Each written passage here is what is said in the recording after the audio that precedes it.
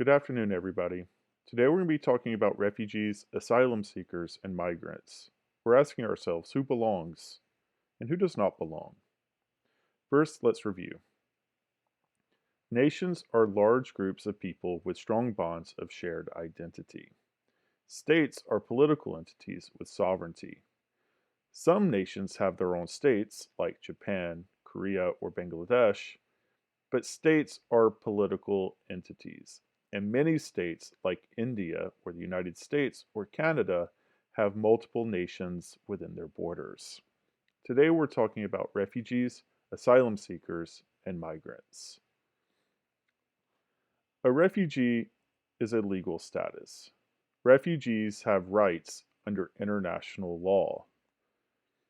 The big the big agreement that we're going to talk about is the 1951 Refugee Convention. It has been ratified over by 145 states, meaning 145 states have agreed to what a refugee is and how these people should be treated.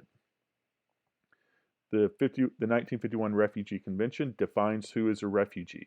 Most importantly, it declares that persecution must come from the state, not gangs, domestic violence, or religious institutions for somebody to be a refugee. If a gang is persecuting an individual, that person is not a refugee. That a person must be persecuted by their state in order to qualify for refugee status. The 1951 Refugee Convention also establishes non-refoulement. A refugee should not be returned to a country where they face serious threats to their life or freedom. So, it's been adopted by 145 states. It says that a refugee is somebody who is persecuted by their state, and it says that the host country will not return the refugee to their home state where they might be, where threats to their life or freedom might occur. The long definition that you're going to need to know is owing to a well founded fear of being persecuted for reasons of race, religion, nationality, membership of a particular social group, or political opinion, is outside the country of his nationality and is unable, or owing to such fear, is unwilling to avail himself of the protection of that country, or who, not having a nationality and being outside the country of his former habitual residence, is a result of such events, is unable, or owing to such fear, is unwilling to return to it. This is a huge definition of who a refugee is. Let's break it down just a little bit. The first part we need to look at is this: outside the country of his nationality. This says that a person who is, I don't know, a North Korean citizen living in North Korea, they cannot ask to be a refugee or apply for refugee status while still in North Korea. This person must be outside of his or her nationality and able to achieve refugee status. And they're playing a little fast and loose with terminology, country of his nationality. A better way to say it would be outside the state, outside of their home state. The next thing we want to look at is why is this person being persecuted? And it is for race, religion, nationality, membership of a particular social group, or political opinion. So let's break this down a little bit. Religion is a pretty easy one. If your state doesn't like Muslims and a Muslim resides in the state and Muslims are being persecuted by that state, then Muslims living in that state, if they flee, they can become a refugee. This has been quite a problem in the Central African Republic, where where Muslims have been severely persecuted. At least in the past few years, it might be a little bit better now in the timeline that you're listening to this. Similarly, the Rohingya in Myanmar that we're going to talk about a little bit in just a bit, where a predominantly Buddhist country, the state has been persecuting this religious minority, and it has caused many of them to flee to to neighboring countries to seek refugee status. So, religion. Um, Other reasons, race. Similarly, you can think of different races under Nazi Germany who were persecuted by them.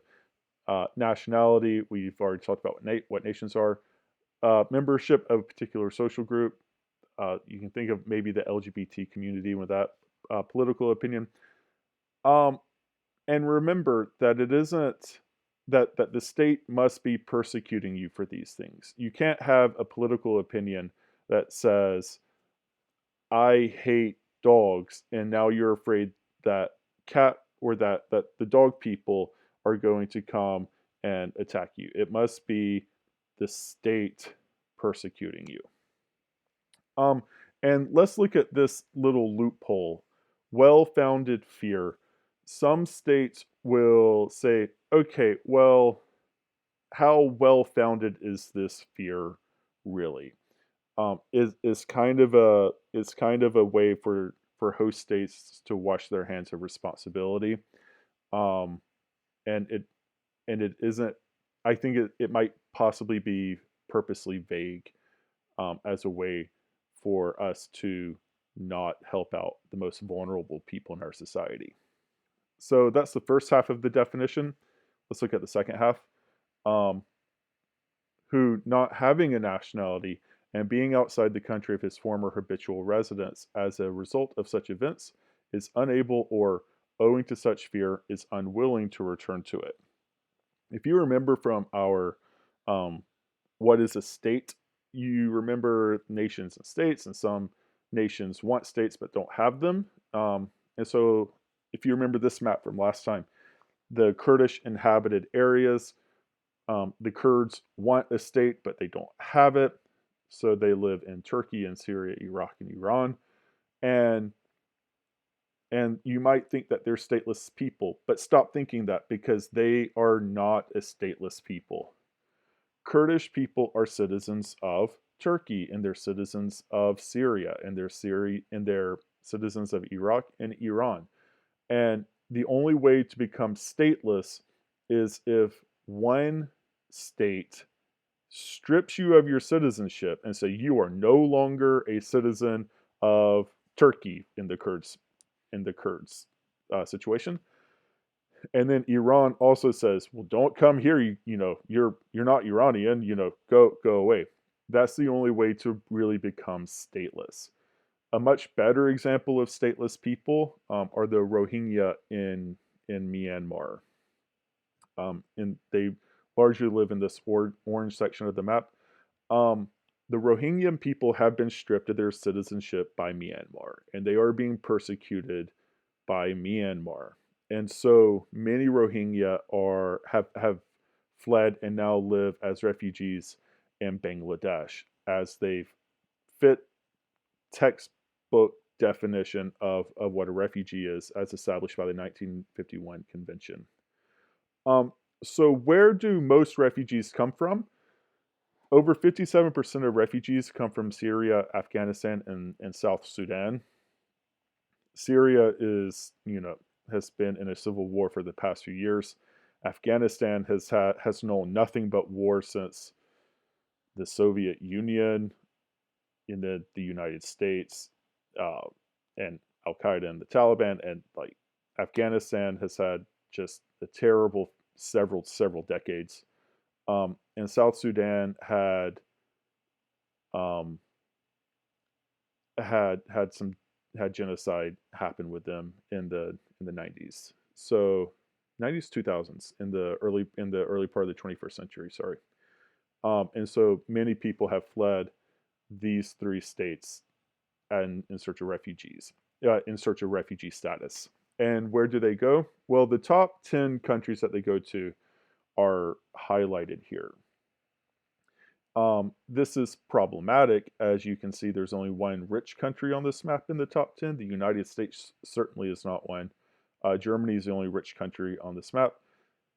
It's also problematic because some of these states like Pakistan, Bangladesh, Lebanon, Jordan, they have not signed the 1951 or any subsequent refugee agreement, international refugee agreement.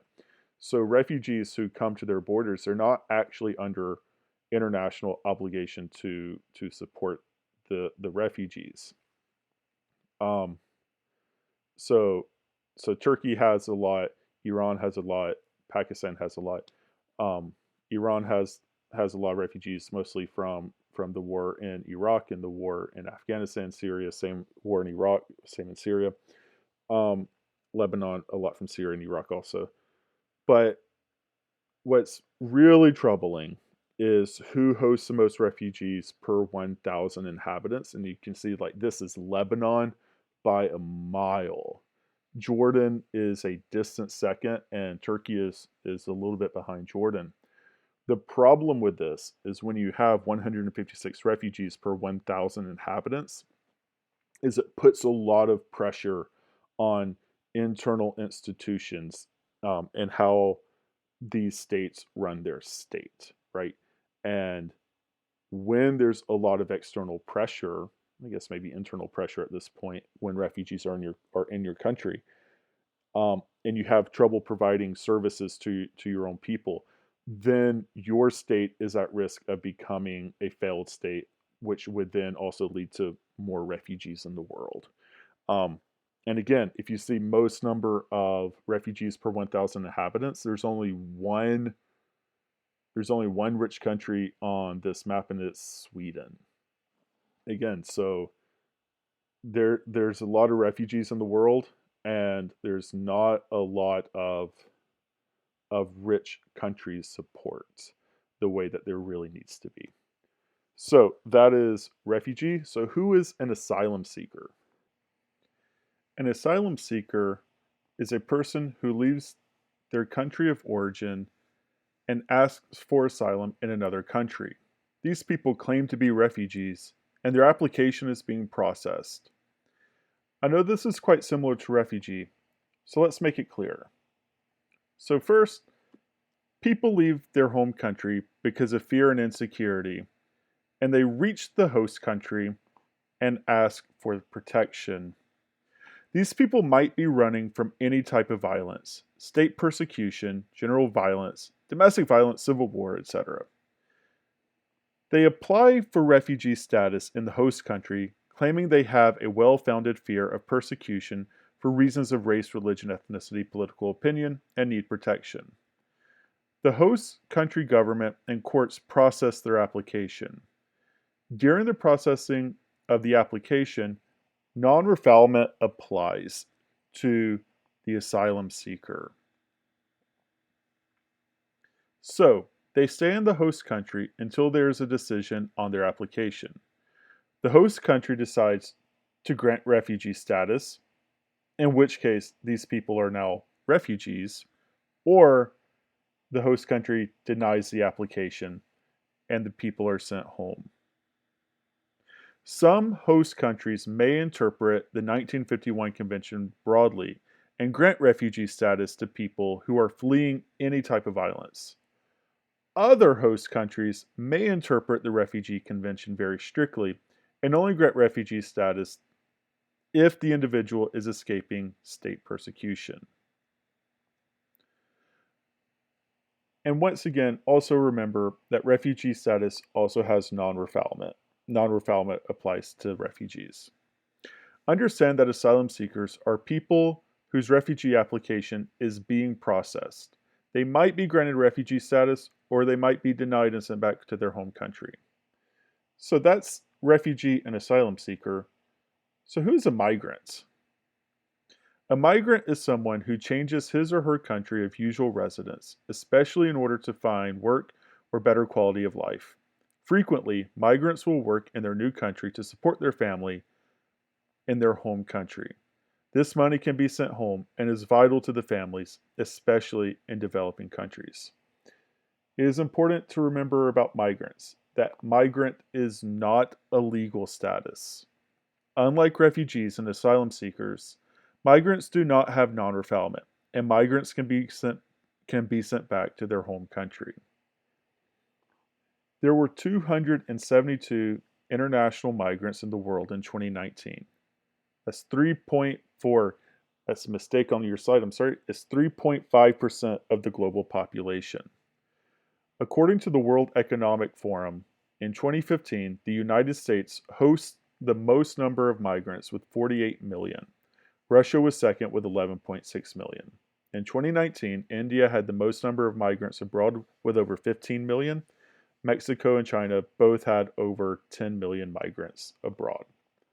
So, as a reminder, a refugee is a person who has left their home country due to fear of being persecuted by their home state and has recognition from the new state they reside in.